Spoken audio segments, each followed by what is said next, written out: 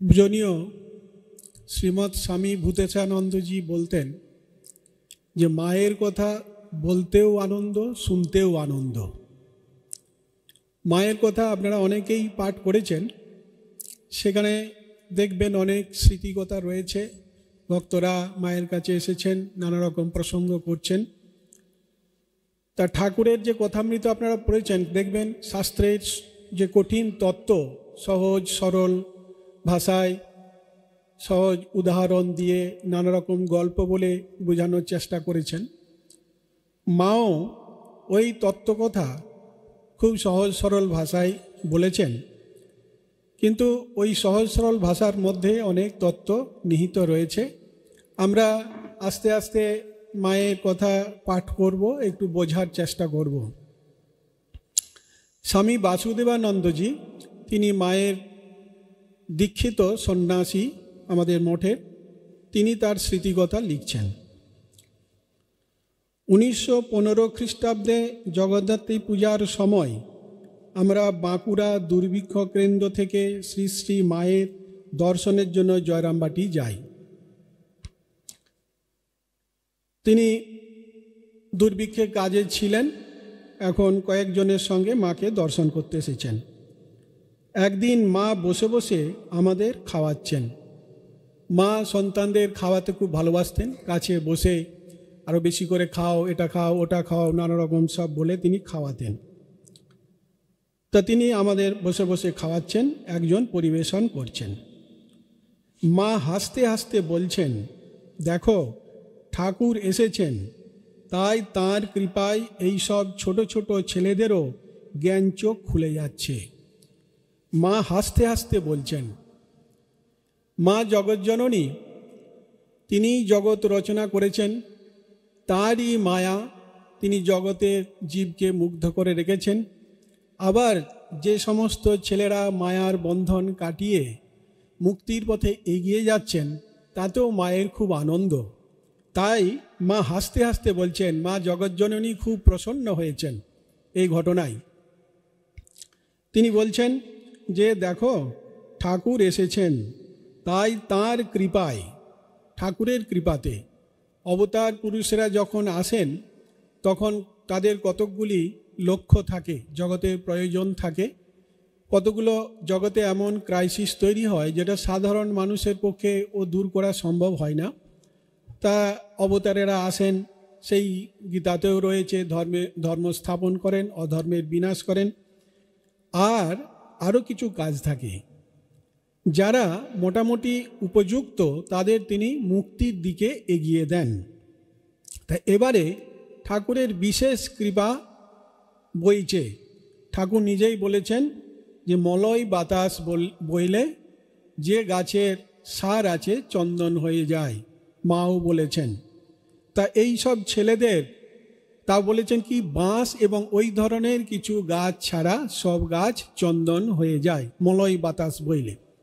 তো ঠাকুর এসেছেন, কৃপারূপ মলয় বাতাস বয়ে চলেছে, এবং যাদের মধ্যে একটু ভালো সংস্কার আছে সেই সব ছেলেদের জ্ঞান চোখ খুলে যাচ্ছে। জ্ঞান চোখ মানে কি,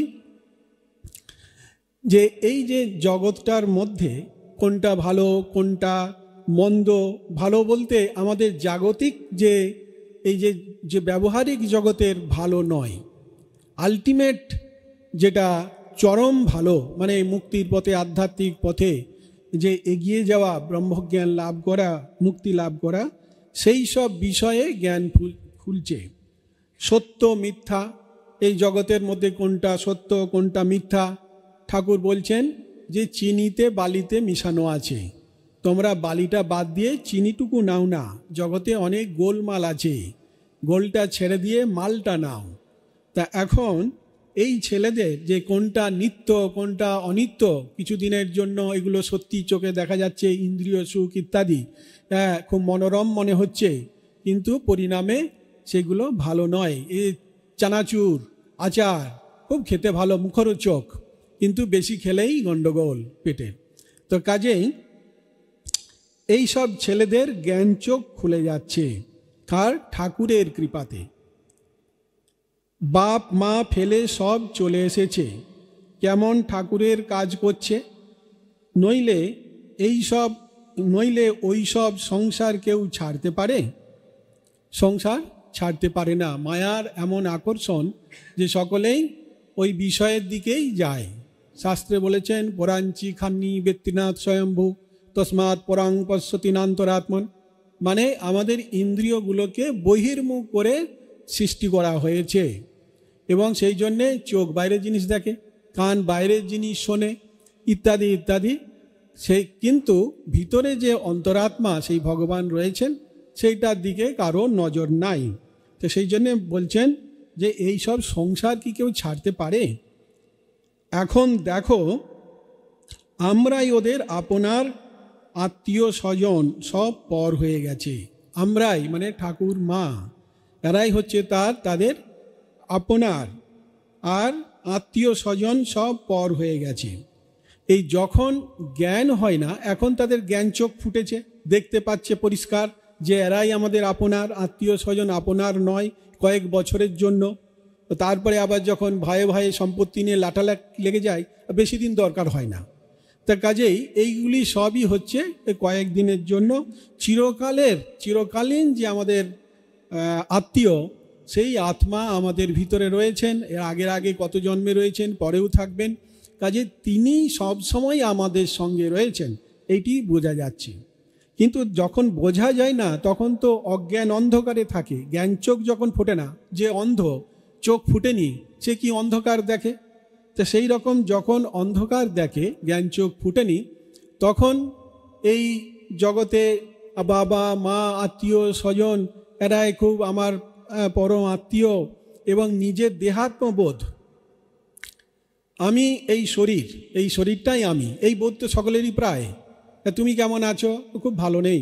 কেন না এই হয়েছে? অ্যাকচুয়ালি হয়েছে শরীরটার, আমি সেই আত্মা, এর ভিতরে চৈতন্য রয়েছে, সেইটা বুঝতে পারছি না বলে আমি নিজের দেহটাকে আত্মা বলে মনে করছি, নিজেকে দেহ বলে মনে করছি। যেই আমি দেহ হয়ে গেলাম, আমার আমির কেন্দ্রটা যখন দেহে এলো, তখন এই দেহের সঙ্গে সম্পর্কিত যত জিনিস আছে, আত্মীয় স্বজন ঘর বাড়ি, সেগুলো আমার করছি। হ্যাঁ, এই আমি এবং আমার, সেগুলোকে আমার দিকে টানছি, আকর্ষণ করছি। আর তখন বিষয় কথা ভগবানের কথা অত ভালো লাগে না। ঠাকুরের কাছে এসেছেন ভক্ত, তাদের সঙ্গে অনেক অন্য লোকেরাও থাকতো। কিছুক্ষণ শুনেই ওরা উসকুস করতো, ঠাকুর বুঝতে পারতেন। হ্যাঁ, কখনো তারা নিজেই বলে ফেলতেন যে যাই একটু বাগান বাড়ি দেখি, রানী রাসমণি। ঠাকুরও বলতেন যাও গো, একটু সব বাগান টাগান দেখে এসো। তার মানে এই ভগবানের কথা তাদের ভালো লাগছে না, তার মানে ভগবানের দিকে তাদের বিকর্ষণ, আর আত্মীয় স্বজন টাকা পয়সা নাম যশের দিকে আকর্ষণ। আর যখন উল্টোটা হয়, ভগবান যখন কৃপা করেন, ওই শক্তিটা উল্টো দিকে ক্রিয়া করতে থাকে। যেমন সে আমরা বিজ্ঞানে পড়েছিলাম, সে সেন্ট্রিপেটাল আর সেন্ট্রিফিউগাল ফোর্স, মানে কেন্দ্রের অভিমুখে আকর্ষণ করে আর কেন্দ্রের বাহির দিকে ওটাকে রিজেক্ট করে। তা সেই রকম যখন আমরা দেহাত্মবোধে থাকি, তখন আত্মীয় স্বজন টাকা পয়সাগুলোকে আমার দিকে আকর্ষণ করি, ঈশ্বর টিশ্বর ভালো লাগে না। আর যদি বলতে চান বলবে খুব জ্ঞান দিচ্ছে, এইসব বলতে থাকে। কিন্তু যখন তার কৃপা হয়, জ্ঞান চোখ যখন খুলতে থাকে, তখন দেখবেন ওই ভগবানের কথা ভালো লাগছে, কোথায় পাঠ হচ্ছে, কোথায় বক্তৃতা হচ্ছে, একটু সুযোগ পাওয়ার জন্যে মহারাজ এই সর্বপ্রিয়ানন্দজি আসবেন, তার একটা কার্ড দেবেন, এই সব নানা রকম। মানে কি, আস্তে আস্তে মনটা ভগবানের দিকে যাচ্ছে। আর যখন এই রকম ছেলেরা সংসার ত্যাগ করে, তখন ঠাকুর বলছেন যে বৈরাগ্য হলে, ভগবানের প্রতি ভালোবাসা হলে, আত্মীয় স্বজন সব কালসাপ বোধ হয়। হ্যাঁ, যে ওরা আমার এই পরমার্থ পথের বাধা, কাজেই তার থেকে দূরে চলে যায়। ওই ফোর্সটা উল্টো দিকে হয়ে গেল। তখন ভগবানকে আপন বোধ হয়, ভগবানের দিকে আকর্ষণ বোধ হয়, বিষয় ভালো লাগে না। তা এখন এটি ঠাকুরের কৃপাতে ছেলেদের হচ্ছে। মা তাই বললেন যে তার কৃপাতে এই দেখো, এখন আমরাই ওদের আপনার, আত্মীয় স্বজন সব পর হয়ে গেছে। এই সময় কয়েকজন ভক্তকে মা একদিন বলছেন, মহারাজ শুনছেন, কি বলছেন, যদি ঠাকুর না আসতেন, যদি তিনি অহেতুকি কৃপা না করতেন, তাহলে কি কারুর সাধ্য আছে এই মায়ার বন্ধন কাটে? এই মায়ার বন্ধন বড় কঠিন। এ প্যারাশুটের দড়ি, টেনে ছেঁড়া যাবে না। যদি টেনে ছিঁড়তে যান হাত কেটে যাবে। এক মহামায়া, তিনি যদি বন্ধন কেটে দেন তাহলে হবে। কীরকম? ঠাকুরের কি অপূর্ব একটি দর্শন হয়েছিল কাশীতে। কাশীর ঘটনা হলেও যে তিনি কিভাবে আমাদের বন্ধন কাটেন সেটা আমরা খানিকটা বুঝতে পারি। কীরকম? ঠাকুর গেছেন মণিকর্ণিকার ঘাটের দিকে, সেখানে দেখছেন ওই কাশীতে যত সব মোড়া মণিকর্ণিকা শ্মশানে পড়ায়, সেখানে ঠাকুর দেখছেন যে শিব তারক ব্রহ্ম নাম শোনাচ্ছেন জীবের কানে, আর মহামায়া ঠিক এই চিতাটার উল্টো দিকে চিতার উপরে বসে সব মায়ার বাঁধন খুলে দিচ্ছেন। তা তিনি মায়ার বাঁধন খুলে মুক্তি দিয়ে দিচ্ছেন জগন্মাতার। কাজেই এই ঠাকুরের কৃপা না হলে এ মায়ার বন্ধন কাটা বড় কঠিন। না হলে এই সংসার পিষে ফেলবে। সেই জাঁতার উদাহরণ দিয়েছেন, আপনারা দেখেছেন কিনা জানি না। একটা নিচে পাথর গোল মতো থাকে, তার মাঝখানে একটা কিলা থাকে, আর একটা পাথর তার উপরে দেওয়া থাকে, দিয়ে এরপরে ডাল বা গম টম দেয়, দিয়ে ঘোরায়। এবারে ওটা পেস্ট হতে থাকে, গুঁড়ো হয়। এখন তো গ্রাইন্ডার মেশিন এসে গেছে, আপনাদের আর কোনো চিন্তা নাই, সহজে হয়ে যায়। তো এই গ্রাইন্ডার মেশিন যখন ঘুরছে তখন যে ডাল বা গমটা ওই কিলাটার কাছাকাছি থাকে, তখন সে কি করে, ওই যতই ঘুরুক না কেন সেই কিলাটার কাছে সে কিন্তু আর পেস্ট হবে না, চাপ পাবে না।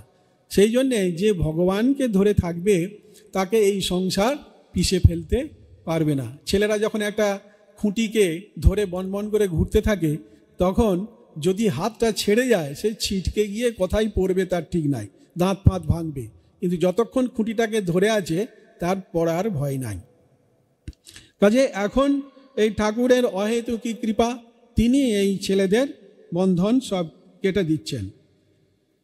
তা এই যে মায়া, এ মায়া তো অনেক রকমের মায়া রয়েছে। ভগবানের মায়া, এটি ভগবানের শক্তি, যে শক্তির দ্বারাতে তিনি জগৎ রচনা করেছেন, জগৎ লীলা চলছে, তিনি নিজে জগতে আসেন, সেই হচ্ছে তার শক্তি। শক্তি আর শক্তিমান অভেদ বলেছেন ঠাকুর। তা এখন যে শক্তিতে তিনি নিজে দেহ ধারণ করেন তাকে যোগমায়া বলা হয়। যোগমায়া উপাশ্রিত, যোগমায়াকে আশ্রয় করে তিনি জগতে আসেন। আর যে মায়া দ্বারা এই জগতের কার্য চালাচ্ছেন সেটি মায়া। সেই মায়াটি আবার দুরকম, একটা হচ্ছে উন্মুখ মোহিনী, একটা বিমুখ মোহিনী। উন্মুখ মোহিনী মায়া কি করে? যাদের মন ভগবানের দিকে যাওয়ার মতো হয়েছে বা যেতে চায় তাদেরকে ভগবানের দিকে নিয়ে যায়, ঊর্ধ্বমুখী করে দেয়, উন্মুখ মোহিনী মায়া, বিদ্যা মায়া ঠাকুর বলছেন। আর যাদের মন বিষয়ের দিকে তাকে আরও বন্ধন করেন, তা অবিদ্যা মায়া। সেই মায়া বন্ধন কাটে একমাত্র এই ভগবানের ঠাকুরের কৃপাতে। তাই এই যে মায়া, এই বিষয়ে একটা খুব সুন্দর ঘটনা আছে। যোগানন্দজি তিনি বিয়ে করেছেন, বাধ্য হয়ে করেছেন। তা ঠাকুরের কাছে আর লজ্জায় আসেন না দক্ষিণেশ্বরে। ঠাকুর লোক মারফত খবর পেয়েছেন যে যোগেনের বিয়ে হয়েছে, তো সে আসছে না, তাকে ডেকে পাঠায়। কারণ তার অন্তরঙ্গ পার্ষদ তো 16 জনের মধ্যে তিনি একজন। এবং মা বলেছেন যে ঠাকুর বলতেন যোগেন হচ্ছেন অর্জুন, সেই কৃষ্ণের সখা অর্জুন। তিনি ঠাকুরের কাছে আসবেন না, বিয়ে করেছেন বলে তো হতেই পারে না। তো ঠাকুর তাকে ডাকেন, সে কিছুতেই আসে না। তখন ঠাকুর একটু কৌশল করলেন, বলো তো ও দক্ষিণেশ্বরের বাড়ি ওনার, তো বলতো অমুকের ছেলে কীরকম ভদ্রলোক গা, যে এখানকার 4 আনা পয়সা রয়ে গেছে সেটা এখনও ফেরত দিয়ে যায়নি। মানে খাজানজি মশাই কিছু জিনিস কিনতে দিয়েছিলেন, তার হয়তো 4 আনা ফেরত ছিল, তা সেটা দিয়ে যায়নি। দেব করে আচ্ছা ঠিক আছে যাব, তো দেরি হয়ে গেছে। তো সেই জন্যে তিনি আসছেন না, এখন বিয়ে হয়ে গেছে, আসছেন না। তখন ওই ঠাকুর ওই কথা বলতেই তার খুব আঁতে লেগেছে। সে বলছে, হ্যাঁ আমি বিয়ে করেছি বটে, কিন্তু আমি এখনও ওই ঠক প্রবঞ্চক নই যে আমি 4 আনা পয়সা মেরে নেব। তো যাই গিয়ে ফেলে দিয়ে আসি। করে এসেছেন 4 আনা পয়সা নিয়ে ঠাকুরকে ফেরত দেবে। ঠাকুরের ঘরে ঢুকতেই ঠাকুর দৌড়ে গিয়ে তাকে জড়িয়ে ধরে বলছেন, বিয়ে করছিস তো কি হয়েছে? এই যে আমি বিয়ে করেছি তাতে কি হয়েছে? তো এখানকার কৃপা থাকলে তোর লাখোটা বিয়েতেও কিছু হবে না। ঠাকুরের যদি কৃপা থাকে, 1,00,000 বিয়ে করলেও তোর কিছু হবে না। তুই যদি সংসার না করিস তাহলে বলবি, সে ব্যবস্থা করে দেবো। আর যদি সংসার করিস তাহলে কি করবে, তোর স্ত্রীকে একদিন নিয়ে আসবি, তাকে এমন করে দেবো যে তোর সংসারের পথে বাধা হবে না। আর তারপরে আমি তোর কামক্রোধ সব খেয়ে ফেলবো। এই রকম কথা বলছেন, আমি কামক্রোধ সব খেয়ে ফেলবো তোর। তা এই যে ভগবান ঠাকুর তিনি এসেছেন যে মায়াকে তিনি সব খেয়ে ফেলবেন, কারণ তারই তো শক্তি। কাজে মায়ার বন্ধন কাটানোর জন্যে তাকে প্রার্থনা করতে হবে যে তুমি আমাদের মায়ার পারে নিয়ে চলো। তারপরে কি বলছেন মা, তিনি নিজে কঠোর তপস্যা করে তার ফল জীবের কর্মনাশের জন্য দান করলেন। তিনি নিজে কঠোর তপস্যা করলেন, তিনি তো ভগবান, তার তপস্যার কি দরকার? তিনি নিজে এত তপস্যা করে কীরকম ভাবে ভগবানকে লাভ করতে হবে দেখিয়ে গেলেন, আরও অনেক কাণ্ড সব তিনি করেছেন, করে তার যে কর্মফল সেটি দিয়ে গেলেন জীবের কর্মফল নাশের জন্য। সেই জন্যে ঠাকুর এক জায়গায় বলেছেন, আমি কর্মনাশা ফরাসডাঙ্গা। অদ্ভুত কথা, আমি কর্মনাশা ফরাসডাঙ্গা, মানে আমি কর্ম নাশ করে দিই, যা মানুষের জীবের কর্মফল আছে নাশ করে দিতে পারি। আর ফরাসডাঙ্গা মানে ব্রিটিশ আমলে এই যেখানে ফরাসিদের কলোনি ছিল, এই চন্দননগর ইত্যাদি, পন্ডিচেরি, ওইখানে ইংরেজদের শাসন চলতো না। সেই জন্যে যারা ইংরেজদের ধরবে বা কিছু, তারা ওই জায়গায় গিয়ে থাকতো। তো কাজেই এই মায়ার ভয় যারা পাচ্ছে, মায়ার কবলে যাতে পড়তে না হয়, সেই জন্যে ওই ফরাসডাঙ্গা ঠাকুরের শরণ নিতে হবে। তাই বলছেন যে কর্মফল নাশের জন্য তিনি দান করছেন, তিনিই পারেন। দেখছো না, যে গাছে হয়তো বহু বছর পরে ফল ফুল ফলতো, সেই সব গাছে তিনি রাতারাতি ফল ফুল ধরাচ্ছেন। বহু বছর, এখানে একটা উপমা দিয়েছেন, দিয়ে বলছেন যেসব ছেলেদের অনেক জন্ম পরে হয়তো ত্যাগ বৈরাগ্য হতো, এখন ঠাকুরের কৃপাতে এখনই হয়ে যাচ্ছে।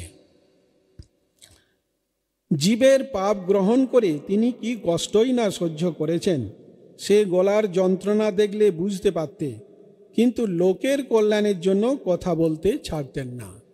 কথা বলেই যেতেন, যাতে তার কথা শুনে লোকের কল্যাণ হয়। বরং কেউ না এলে দুঃখিত হতেন। সে তো মাও হয়েছেন, কইরে ছেলেরা কে কোথায় আছিস আয়। তারপরে একজন মহারাজ হয়তো এলেন, বলছেন আমি তোমাকে সকাল থেকে ডাকছি, আসবে, সে যাতে আসো সেই জন্য। তা এই রকম তারা ভক্তের জন্য এরকম ব্যাকুল। একদিন উদ্বোধনের গলি দিয়ে বিক্রির জন্য ধারাপাত, প্রথম ভাগ, গোলকধাম ও ঘোড়দৌড় খেলার ছক হেঁকে যাচ্ছে। রাস্তা দিয়ে যেমন ফেরি করে, যা নিবে সব 30 টাকা, এখান দিয়ে যায়, যা নিবে সব 30 টাকা, অমুক তুমুক। তো আমার একটা অফিসে পাপোশ দরকার ছিল, দৌড়ে গেলাম নেবার জন্য, নেবার সময় বলছে 50 টাকা। হ্যাঁ, যা নিবে 30 টাকা, নেবার সময় 50 টাকা। তো যাই হোক, এই রকম এই গলি দিয়ে, উদ্বোধনের গলি দিয়ে তখন থেকেই এটা চালু আছে, এইসব ধারাপাত, প্রথম ভাগ, গোলকধাম এইসব বিক্রি করছে। রাধু বললে, হরিহরদা বাসুদেবানন্দজি যিনি স্মৃতিকথা লিখেছেন, তার নাম হরিহরদা, হরিহরদা ওকে ডাকো, আমি গোলকধাম ঘোড়দৌড়ের ছক কিনব। ডাকলুম। মা ঘোড়দৌড়ের ছক দেখে বললেন, এ আবার কি খেলা? ঘোড়দৌড়ের খেলা মা কোনোদিন দেখেননি, শুনেননি। রাধু বুঝিয়ে দিলে, এই খেলার শেষটা ওঠা বড় কঠিন। শেষটা যেখানে ওঠার কথা সেখানে ওঠাটা খুব কঠিন। মা দেখে চিন্তা করে একটু হেসে বললেন, সংসারেও এমনি, শেষ রক্ষেই রক্ষে। বেশ সারা জীবন চলে গেল, কিন্তু শেষটা অসুখ বিসুখ, রোগ ভোগ, শোক তাপ, কত কি জ্বালা। ঠাকুরের কৃপা থাকলে শেষটাও বেশ উতরে যায়। প্রারব্ধের শেষ কিনা অনেকে হাবুডুবু খায়। এই যে আমাদের জন্ম হয়েছে, কিছু বাসনা আমাদের ছিল, সেটা পূরণ হবে এই শরীরে, আর কিছু কর্মফল ভোগ হবে। সেই কর্মফল ভোগটা আমাদের সারা জীবন থেকেই নানা রকম রোগ জ্বালা, সংসারে অশান্তি হচ্ছে। কিন্তু শেষটা মা বলছেন প্রারব্ধের শেষ, সেই জন্য শেষটায় নানা রকম অসুখ বিসুখ ইত্যাদি খুব ভুগতে থাকে মানুষ মৃত্যুর আগে।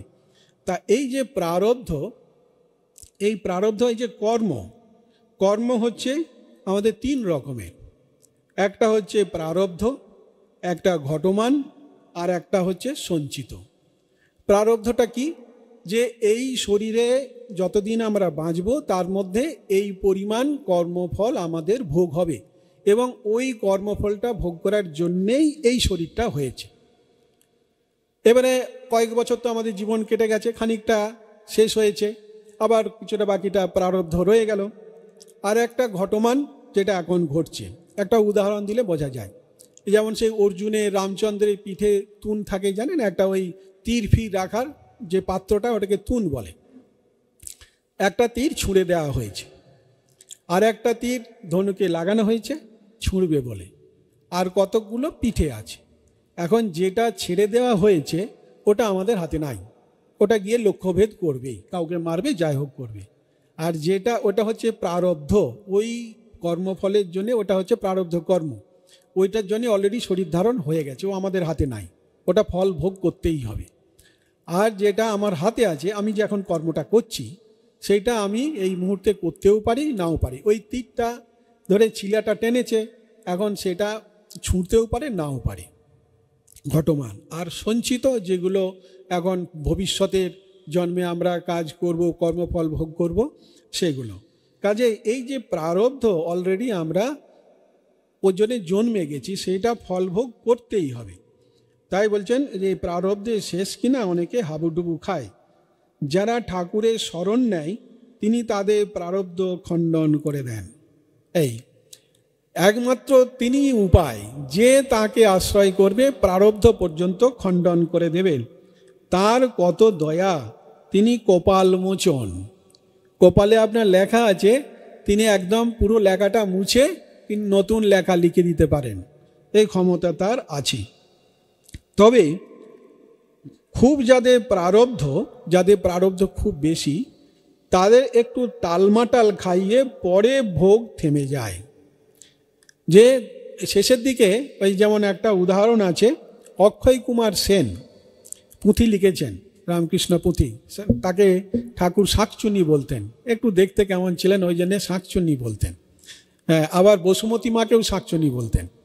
তো যাক, তা এখন মা এই অক্ষয় কুমার সেনকে একটু আঙুল দেখিয়ে বলেছিলেন, বাবা তোমার শেষ জীবনে একটু কষ্ট দুঃখ আছে, কষ্ট আছে। তো তিনি শেষ জীবনে খুব কষ্ট পেয়েছেন। তখন বলছেন, মা ভাগ্যে আঙ্গুলটা একটু ছোট করে দেখিয়েছিলেন, তাতেই এত, যদি একটু বড় করে দেখাতেন কি অবস্থা হতো। তো কাজেই আমাদের প্রারব্ধের ফল ভোগ করতে হবে, মানসিকভাবে সবাই তৈরি থাকবেন, মা বলে গেছেন। তবে এও বলেছেন যে ঠাকুরের নাম করলে যেখানে ফাল যাবার কথা ছিল সেখানে ছুঁচ গিয়ে ওই কর্মফলটা শেষ হয়। কাজেই আমাদের ওই যাতে ছুঁচটায় আসে তার জন্যে খুব করে মাকে ধরতে হবে, ঠাকুরকে ধরতে হবে। তা একজন ভদ্রমহিলা গোলকধামখানা খুঁটিনাটি করে দেখছিলেন, এই যে কিনে নিয়ে আসা হয়েছে সেটা দেখছেন। মাকে জিজ্ঞাসা করিলেন, মা এই রকম সব লোক আছে নাকি? মানে এই ভূর ভুবস্ব মহাজনতপ সপ্তলোক, আবার অতল বিতল তলাতল রসাতল পাতাল, এইসব আবার আছে। ভূ হচ্ছে এই জগৎ, আমরা যে জগৎটা দেখি, চন্দ্র সূর্য গ্রহ নক্ষত্র পৃথিবী, এই পাহাড় পর্বত সমুদ্র নিয়ে ভূ। তো এইরকম সব আছে। তা সেই লোক জিজ্ঞাসা করছেন, আছে নাকি? মা বললেন, আছে বই কি, যতক্ষণ অজ্ঞান ততক্ষণ এইসব ভানুমতির খেলা আছে। খুব আধ্যাত্মিক তত্ত্ব এইখানে, খুব মানে বেদান্তের কথা মা বলে দিলেন। বললেন কি, যতক্ষণ অজ্ঞান আছে, অজ্ঞান কি না জ্ঞান, জ্ঞান নাই। কিসের জ্ঞান নাই? যে ভগবানের জ্ঞান নাই, আমরা যে আত্মা, আমরা যে দেহ নই, সেই জ্ঞান নাই। এখন সেই জ্ঞান, সেই অজ্ঞান, তার আবার দুরকম কাজ। একটা হচ্ছে আবরণ, ঢেকে দেওয়া কাজ, আর একটা হচ্ছে বিক্ষেপ। অদ্ভুত ব্যাপার। মানে ধরুন একটা বেদান্তের উদাহরণ, একটা দড়ি পড়ে আছে। আপনি সন্ধ্যেবেলায়, ঠিক সন্ধ্যা হয়ে আসছে এরকম অন্ধকারে আপনি যাচ্ছেন, হঠাৎ ওটার দিকে ভয় পেয়ে গেলেন, সাপ বলে লাফিয়ে উঠলেন, ওরে আরেকটু হলে কামড়ে দিত, এই 3 হাত লম্বা, ইত্যাদি ইত্যাদি অনেক কাণ্ড। তারপরে একটা টর্চ নিয়ে এসে দেখলেন ওটা ওটা সাপ নয়, একটা দড়ি। তাহলে তাহলে সাপটা গেল কোথায়? কারণ ওখানে সাপটা কোনো কালে ছিলই না। তা এই যেটা দেখছিলেন ওইটাকেই মা বললেন ভানুমতির খেল। এই যে ম্যাজিক দেখায়, হ্যাঁ, অনেক কিছু ইত্যাদি হলো, তারপরে কিছুই নাই। তা এখন যতক্ষণ অজ্ঞান, সে কি করলো তাহলে কাজটা? না, প্রথমে দড়িটাকে ঢেকে দিয়েছে। দড়িটাকে আমরা দেখতে পাইনি, ওইটাকেই আবরণ বলছে শাস্ত্রে। তারপরে ওই দড়িটাকে যেটা নয় সেটা দেখিয়ে দিল, সাপ নয় অথচ সাপ বলে দেখিয়ে দিল। তাহলে আবরণ এবং বিক্ষেপ, এই হচ্ছে অজ্ঞান অবিদ্যার কাজ। সেই রকম এই আমি এবং এই সমস্ত জগৎ ব্রহ্মই, ভগবান পরমাত্মাই, কিন্তু এই যে ঢেকে দিয়েছে, সেই জন্যে আমি এই জগৎটাকে ভগবান বলে দেখতে পাচ্ছি না, আমি নিজেকেও ভগবান বলে বুঝতে পারছি না। এবং এটা হলো আবরণ। বিক্ষেপটা কি না, ওই ব্রহ্ম বা ভগবানকে জগৎ বলে দেখাচ্ছে, এই মনোরম জগৎ আমাকে দেহধারী, হ্যাঁ আমি একজন দেহ, এই রকম বোধ করাচ্ছে। তাহলে এই যে ভানুমতির খেল যখন থাকে ততক্ষণ এই সব খেলা দেখা যায়। অজ্ঞান থাকলেই ভানুমতির খেল আছে। ঈশ্বর দর্শন হলে এই সব ছায়ার মতো মিশে যায়। মানে যেই আপনি টর্চ নিয়ে এসে দড়িটা দেখলেন, আপনি সঙ্গে সঙ্গে সাপটা মিলিয়ে গেল। সেই রকম শিষ্য গেছেন গুরুর কাছে, তাকে বললেন, হ্যাঁ তত্ত্বমসি, তুমি সেই পরমাত্মা ব্রহ্ম। সঙ্গে সঙ্গে শিষ্যের উপলব্ধি হয়ে গেল আমি সেই ব্রহ্ম। তারপরেই বলছেন, এই জগৎটা এতক্ষণ দেখছিলাম গেল কোথায়? সেটা তো নাই, এতক্ষণ গেল কোথায়? এটা অদ্ভুত ব্যাপার। এই যে সাপটা তো নাই, সাপটা যাবে কোথায়? এই যে একটা সিনেমা দেখছেন, সিনেমা শুরুর আগে দেখলেন একটা সাদা পর্দা, এখন তো হলে দেখেন না, সব এখন তো টিভিতেই হচ্ছে। তা দেখলেন টিভি শুরুর আগে কিছুই না, একটা কাঁচওয়ালা বাক্স। টিভি শুরু হলো, সেখানে দেখবেন হ্যাঁ উত্তম সুচিত্রা এসে গেল, দেব কোয়েল এসে গেল, মারপিট, রক্তারক্তি, জল কত কি হয়ে গেল। হ্যাঁ, তারপরে আপনি যেই লাইটগুলো অফ করে দিলেন, কাছে গিয়ে দেখলেন এত জল দেখা ছিল, কিন্তু ওখানে এক ফোঁটা জলও ওই পর্দাটাকে ভেজায়নি। সে কোথায় চলে গেল? সেগুলো নাই। সেখানে ওই পর্দাটাই সত্য, এইগুলো সব মিথ্যা। সেরকম এই জগতে আপনারা যা কিছু দেখছেন তার মধ্যে যে চৈতন্য ভগবান রয়েছে সেইটাই সত্য, আর বাকিগুলো কিছু নাই। এই ভগবানের সঙ্গে নাম আর রূপ যোগ হয়ে গিয়ে এই জগৎ হয়েছে। আপনারা যদি অঞ্জলি জুয়েলার্সে যান, গিয়ে দেখবেন সব ঝকঝক করছে একেবারে। এখানে সোনার কানের, চুড়ি ইত্যাদি ইত্যাদি প্রচুর সব গয়না, দেখেই লোভ হবে। কিন্তু ওটার মধ্যে আছে কি? ওগুলোর মধ্যে খানিকটা করে সোনা আছে, তার সেই সোনাটাতে নাম আর রূপ যোগ করে দিয়েছে। একটা রূপ আংটির মতো, একটা চুড়ির মতো, এটা তো একটা রূপ যেটার কোনো অস্তিত্বই নেই। আপনার যদি গিয়ে বলেন আমাকে 5 কিলো কি 5 লিটার কি 5 গ্রাম রূপ দিন, তো রূপ বলে তো কিছু নাই। এটা তো আমাদের মানসিক একটা ভাব। আর নাম শব্দমাত্র, বাজা আরম্ভনম বিকারম নাম, এগুলো সব নাম, এটার কোনো অস্তিত্ব নেই। 5 কিলো নাম দিতে পারবেন না। এই যে জিনিসগুলোর কোনো অস্তিত্ব নাই, সেইগুলো ওই সোনাটার সঙ্গে যোগ করে দিয়ে ওই রকম হয়ে গেছে। এখন যদি সোনাগুলো ওর ভিতর থেকে বার করে নেন, ওই জিনিসগুলোর কোনো অস্তিত্ব থাকবে না। সোনাটাই হলো ওই অলঙ্কারগুলোর আত্মা।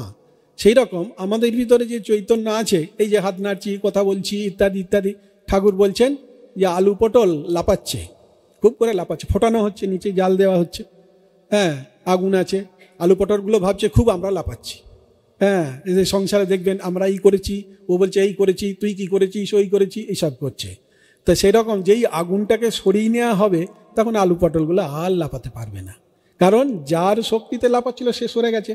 সেরকম আমাদের ভিতরে এই চৈতন্য যখন বেরিয়ে যায়, তখন এটা তো ডেড বডি, তারা সবই রইল, হাত পা কান সবই, হ্যাঁ কাজেই আসে আর নড়তে চড়তে পারে না। তো কাজেই তো এইরকম এই ছায়ার মতো এই যখন জ্ঞান হবে এই জগৎটা থাকবে না। আমার যখন জ্ঞান হবে তখন আমি দেখব যে এই শরীরটা জড় পদার্থ, এই শরীরটার মধ্যে কোনোটা চেতন পদার্থ আছে। এটাকে যদি কেটে দেখা যায়, এর মধ্যে উপরে চামড়া, তার ভিতরে রক্ত, তার ভিতরে হাড় মজ্জা, ওগুলো কোনোটা চেতন পদার্থ? ওগুলো সবই তো জড়। অথচ হাত নাড়ছি, কথা বলছি, তার মানে কি আমার ভিতরে চৈতন্যটা আছে, সেই শক্তি আছে। এই যে লাইট জ্বলছে, এখনই ফ্যান চলবে, সুইচ দিন ফ্যান চলবে, যেই সুইচ অফ করে দিলেন বন্ধ হয়ে গেল। সেরকম আমাদের ভিতরে এই চৈতন্য যতক্ষণ আছে ততক্ষণ লব্য ঝম্পক করছি, যেই বেরিয়ে গেল ব্যাস। তা এখন এই সব ছায়ার মতো মিশে যায়, তখন এক ঈশ্বরই সত্য আর সব মিথ্যা। মিথ্যা মানে ওগুলোর কোনো অস্তিত্ব নেই। একজন ভদ্রমহিলা গোলকধামখানা খুঁটিনাটি করে দেখছিলেন। ওনাকে জিজ্ঞাসা করেন সব লোক আছে কিনা। ঠিক আছে, ভানুমতির খেল। মহিলাটি পুনরায় জিজ্ঞাসা করিলেন, এই সব জায়গায় লোকে যায় কি করে? এই যে ভূর ভুবস্ব সব যাব কি করে যাব? মা বললেন, স্থূল দেহের পাত হলে সূক্ষ্ম শরীরের কর্মের সংস্কার অনুযায়ী ওই সব ভালো মন্দ লোকে গতি হয়। স্থূল দেহের মানে আমাদের এই দেহটা, আমাদের তো তিনটে শরীর আছে, তিনটে দেহ। যে চৈতন্যের দ্বারাতে হাত পা নাড়ছি, বেঁচে আছি, তার উপরে তিনখানা আছে। যেমন শীতকালে একটা ভিতরে জামা পরে আছি, গেঞ্জি পরে আছি, তার উপরে পাঞ্জাবি সোয়েটার অনেকগুলো লাগানো আছে। পঞ্চকোষ বলে, সেটা একটা বিচার। আবার তিন শরীর, তার মধ্যে স্থূল শরীর, সূক্ষ্ম শরীর, কারণ শরীর, তিন রকমের শরীর আছে। মানুষ যখন মরে কি করে, তখন এই স্থূল শরীরটা ছেড়ে দেয়। কীরকম গীতাতে বলেছেন, বাসাংসিজির নানি যথা বিহা, মানে এই কাপড়টা ব্যবহার করতে করতে ছিঁড়ে গেল, ফেলে দিলেন, দিয়ে আবার একটা নতুন পরলেন। সেরকম এই শরীরটা ব্যবহার করতে করতে এটা অকেজো হয়ে গেল। তো সেরকম কিন্তু সেটা যে একদিন চলে যাবে আমাদের খেয়াল নেই। সুন্দর একটি গল্প আছে। তা একজন সে যমরাজার তপস্যা করছে। যমরাজ আমরা যেমন রামকৃষ্ণ করি, সেই যমরাজ তপস্যা করছে। যমকে তো কেউ ডাকে না, সেই যমরাজ হঠাৎ বলল, কি আমাকে ডাকছে কেন? তো যাই হোক, সাধনায় সিদ্ধি হয়েছে, যমরাজ সামনে এসে হাজির। বলছেন, কিরে, আমাকে তো সবাই ভয় করে, অপছন্দ করে, যমকে কেউ চায়? যমরাজ এলেই তো মৃত্যু, তো সেই জন্য আমরা কেউ মরতে চাই না। তো আমাকে তো কেউ পছন্দ করে না, তুই হঠাৎ আমাকে ডাকছিস কেন? বলছে, ডাকছি এই জন্য, একদিন তো তুমি আমাকে নিয়ে যাবেই, কিন্তু যাওয়ার আগে তুমি আমাকে নোটিশ দেবে। এই বলে এই কথা, তার জন্য এত তপস্যা করছিস? বলে, হ্যাঁ ঠিক আছে, নোটিশ দেবো। তারপরে ও বেশ অনেক বছর বাঁচলো, বেঁচে টেছে। তারপরে একদিন দেখে কিম্ভূত কিমাকার দুজন ওর সামনে এসে হাজির হয়েছে। তো ও দেখে বলছে, কে তোমরা কে? বলে, আমরা যে যমদূত। বলে, কি ব্যাপার? না, যমরাজ পাঠিয়েছে তোমাকে নিয়ে যাওয়ার জন্য। বলে, না, এরকম তো কথা নয়, তার সঙ্গে আমার কন্ট্যাক্ট হয়ে আছে, সে আগে নোটিশ দেবে, তারপরে তো যাবো, সে তো আমাকে নোটিশ দেয়নি, আমি যাব না। ওরা দুজন ফিরে গেল যমরাজার কাছে, গিয়ে বললো, আপনার সঙ্গে নাকি তার এরকম সব পাকাপাকি চুক্তি হয়ে আছে যে আপনি নোটিশ দেবেন, সে নোটিশ পায়নি, সেই জন্য আসবে না। শুনে যমরাজ হাসতে হাসতে তার কাছে এলেন, এসে বললেন, কিরে, তো আমি তোকে নেবার জন্যে, যতই হোক ভক্ত তো, তাকে ভালো করেই বলছে, কিরে, তোকে যে আমি নেবার জন্য দুজন পাঠিয়েছিলাম, তুই গেলি না? বলে, না, আপনার সঙ্গে তো কোথায় আছে যে আপনি নোটিশ পাঠাবেন? তারপর বলে, আমি নোটিশ পাঠিয়েছি তো। বলে, আপনি নোটিশ পাঠিয়েছেন? ওই আমি তো পাইনি। লাই দেখ দেখি, তোর কবে থেকে চুল পাকতে আরম্ভ করেছে? আচ্ছা, কবে থেকে তোর চোখে কম দেখছিস, চশমা লাগিয়েছিস? কবে থেকে দাঁত পড়ছে, দাঁত নড়ছে? বলে, এইগুলো নোটিশ নাকি? বলে, হ্যাঁ, এইগুলোই তো নোটিশ। আমার নোটিশ আর কি, এইরকমই তো হবে। আমরা এরকম নোটিশ পাচ্ছি, কিন্তু আমরা যাওয়ার জন্য তৈরি নই। তো কাজেই এই যে স্থূল দেহটা আমাদের, সেটা তো চলে যাবেই, কিন্তু তার ভিতরে আরও দুটো দেহ আছে, সূক্ষ্ম এবং কারণ শরীর। এই সূক্ষ্ম দেহতে আবার 17টা অঙ্গ আছে ইত্যাদি। মানুষ যখন মানে মারা যায়, শরীর ত্যাগ করে, তখন ওই সূক্ষ্ম দেহ নিয়ে মন, বুদ্ধি, তারপরে এই সব নানা রকম আছে, নিয়ে 17টা, সেইগুলোর সঙ্গে কারণ শরীর, সে অজ্ঞান, তাকে নিয়ে আত্মা আবার আরেকটা শরীরে গিয়ে প্রবেশ করলো ওই কর্মফল অনুযায়ী। কাজেই এই যে যাওয়াটা মৃত্যুর পরে, সেটা মা বলছেন যে কর্মের সংস্কার অনুযায়ী, যদি ভালো থাকে স্বর্গে যাবে, যদি খারাপ থাকে নরকে যাবে, বিভিন্ন লোকেতে যায়, ভালো মন্দ লোকে গতি হয়। তাতে অজ্ঞানী জীব সূক্ষ্ম শরীরের গতিটাই নিজের গতি মনে করে। সূক্ষ্ম শরীর এই যে চলে গেল ছেড়ে, তো সেটা ভাবলো যে আমি শরীর ছেড়ে চলে যেতে হবে ইত্যাদি, আমাকে এইটা বলছেন, কিন্তু ওটা যাচ্ছে সূক্ষ্ম শরীরটা। দেখো না, মন স্বপ্ন দেখে, তখন এই বাহ্য বাস্তব জগৎ ভুল হয়ে যায়, গিয়ে স্বপ্ন জগৎটাই সত্যি বলে মনে হয়। এখানে একটা অদ্ভুত তত্ত্ব, বেদান্তের তত্ত্ব মা বলছেন। মহিলাটি আবার জিজ্ঞাসা করিলেন, ঘুম ভেঙে গেলে আবার আমরা জেগে উঠি, তখন ওখানকারও তো ঘুম ভাঙে? মা বলিলেন, জাগ্রতও যেমন সংস্কার তেমনি স্বপ্নও সংস্কার ইত্যাদি। এটা রয়েছে। জাগ্রত, স্বপ্ন, সুষুপ্তি তিনটে অবস্থা আমাদের হয় প্রতিদিনই। এই যেমন 3 তলায় উঠতে গেলে আমরা 1 তলায় থাকি, 2 তলা 3 তলা উঠতে হয়, সেই রকম জাগ্রতে এখন আপনারা সব আমার কথা শুনছেন, আমি বলছি, আমরা জাগ্রতে। তারপরে ঘুমাবো, স্বপ্ন দেখব।